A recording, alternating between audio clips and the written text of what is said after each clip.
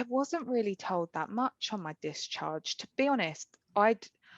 Again, I don't know, maybe it would have been slightly different had I been on a different ward, but you know, as I mentioned, I work in mental health. I work in the same hospital that I was in, and when I was put on the first ward, which was the gynaecology ward, one of my patients ended up in the bed next to me, so I had to be moved to a different ward, because obviously I didn't want her to overhear Of you know, course. the information and things like that.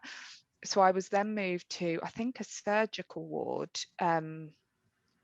So I didn't really, I had the consultant came and saw me like every day that I was there, but I didn't, the care wasn't necessarily tailored to what was happening for me at that time.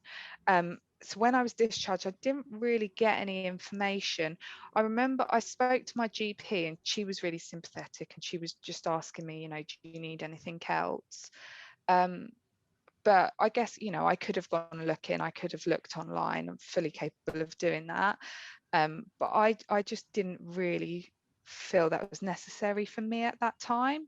Mm-hmm. Um, I guess my way of dealing with it was more distraction.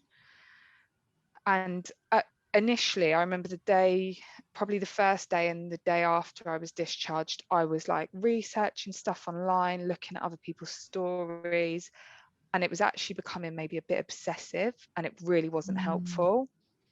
And, you know, reading about someone who had an ectopic and then went on to have another one, or then went on to have multiple losses, those are the kind of stories that come up on a lot of these forums, because it's people that have had a really hard time and are looking for answers and help, but Mm-hmm. it's just not what you really need to read.